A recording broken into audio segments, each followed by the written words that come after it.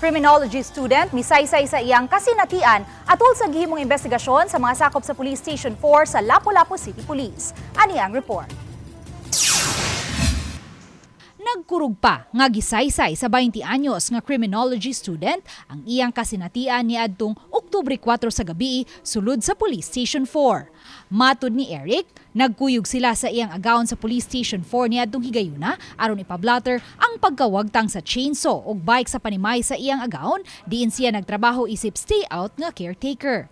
Mikuyog usab nila sa Police Station 4 ang iyang apuhan nga tig-atiman sa mga misita sa iyang agawon ug ang igsuon sa iyang agawon.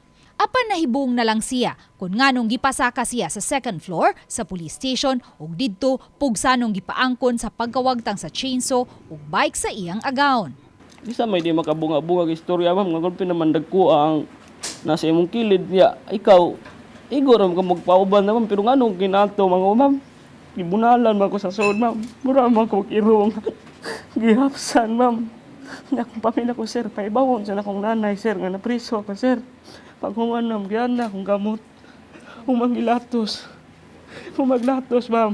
Gilatos na po kong inani. Pag humangatubang namin duha, ma'am, ikaka akong pusil. Dugang ni Eric, gilaparo pa siya o gipasulod makajot sa prisuhan. Pag sunod sa prisuhan, huwag ko tangig pusas. Pag tangta nagpusas, diyan ako gipagawas sa prisuhan. Nakalingkod ko, ma'am. Pag humaglingkod sa prisuhan, ma'am, niingon naman tao, ma'am, nga gawas dong.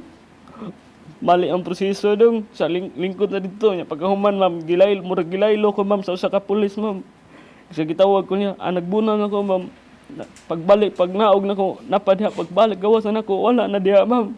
Ang pamahayag ni Eric gidasunan sa iyang apuhan kinsa naglingkod sa ground floor sa Police Station 4 ug nagpaabot samtang giimbestigahan ang iyang apo. Inko wa man to sa prison pustasan. Kuwa may sa maura to pagkahuman dugay ma'am nagsigi na lang mga usag yun to kapin oras sa dito sa gamay kwarto. Matod sa amahan sa biktima, human sa insidente, gibisita sila sa Hepe sa Station 4 ug nangumusta sa iyang anak.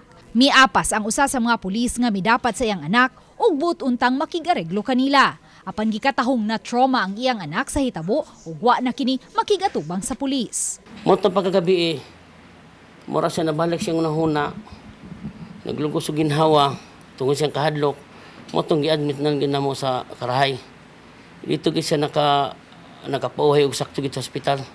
Mato ni Police Lieutenant Colonel Christian Torres, spokesperson sa Lapu-Lapu City Police Office, aron makabuylo ang investigasyon. Gawas sa duha ka mga personnel sa Station 4 nga una nang girelibuhan niadtong Lunes sa hapon, girelibuhan na usab kagahapon ang laing upat ka mga personnel nga duty niadtong higayuna. Kini naglakip sa desk officer, investigator, duha ka intel officers ug chief clerk. Ug kay command responsibility man kini sa Hepe, lakip siya sa girilibuhan. Sa pagkaron, gibutang sila sa Holding and Accounting Unit sa Lapu-Lapu City Police Office hangtod nga mahuman ang investigasyon. Restricted custody sila ang duha ka pulis katong allegedly nga nanagmal. Disarmahan sila, then dili sila pwede siya mugawas. Ang katong upat, pwede ra sila mauli, then ma-report lang sila kada adlaw diri sa tuwa for accounting. Ang hepe sa Tourist Police nga si Police Major Christopher Castro ang OIC karon sa Police Station 4. Samtang gipasaligan usab ni Mayor Junard Ahong Chan ang criminology student ug ang pamilya niini nga mahatagan sila og patas nga investigasyon, ilabi na kay ang issue gikatahong naabot na sa Camp Crame. Makasalig mo kay ang mayor nag-monitor sa og nangayo og unsay mo gawas sa maong investigasyon. Gi-refer na usab ang naasoy tinun-an ngadto sa CSWDO aron mapahiling kini nunod sa trauma nga iyang nahiaguman.